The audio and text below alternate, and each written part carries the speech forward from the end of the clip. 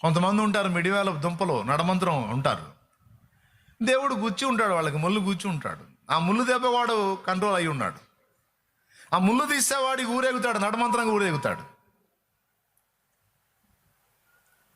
ఇప్పుడు భార్యే ప్రార్థన చేసింది భర్త మార్పు కోసం. ప్రభువా, చాలా శోధిస్తున్నాడు ప్రభువా, దుర్మార్గం చేస్తున్నాడు తండ్రి, నా ఎడల అల్లాడిస్తున్నాడు ప్రభువా, అయ్యా ఏసయ్యా తట్టుకోలేకపోతున్నాను తండ్రి అని మొరపెట్టింది. వానికి ఏదో ఒక ముళ్ళు గుచ్చాడు. ఎందుకు? వాడి మిడిమేళం తట్టుకోలేకపోతున్నాను, నువ్వే ప్రార్థన చేసావు కాబట్టి వాడికి ఒక ముళ్ళు కూర్చాడు. ఇప్పుడు ఎద్దు లైన్లోకి వచ్చింది. ముక్కుతాడేస్తే ఎద్దు లైన్లోకి వచ్చినట్టు వీడికి వేసాడు, ముక్కుతాడు లైన్లోకి వచ్చాడు.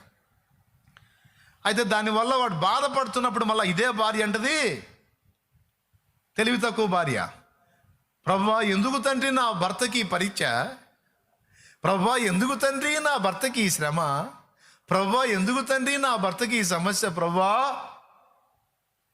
నువ్వు శక్తివంతుడవు కదా ప్రభువా, బాగు చేయలేవా తండ్రి, స్వస్థపరచు తండ్రి అంట. నువ్వే తన్నులు నేనేమని ప్రార్థన చేసావు రోజు? ఈ నడమంత్రం తట్టుకోలేకపోతున్నాను తండ్రి, దయచేసి వీడిని కంట్రోల్ చేయమని నువ్వే చేస్తే దేవుడు ఒక తన్ను తన్నాడు, అయిపోయింది, లైన్లోకి వచ్చాడు. ఆ గాయం మాన్పమని నువ్వు మళ్ళీ ప్రార్థన చేస్తున్నావు, మాన్పితే మళ్ళీ ఏమైంది? దేవుడికి ఏం కాదు, నీ నడువులు ఇరుగుతాయి. కొన్నిసార్లు ఇంతే ఉంటుందండి. నా కుమారుణ్ణి మార్చు మార్చు మార్చు మార్చు అని తల్లి ప్రార్థన చేసింది. దేవుడు లాగా వాడు కొడతాడు, వాడు పడతాడు, కోడి పిల్ల పడ్డాడు పడతాడు.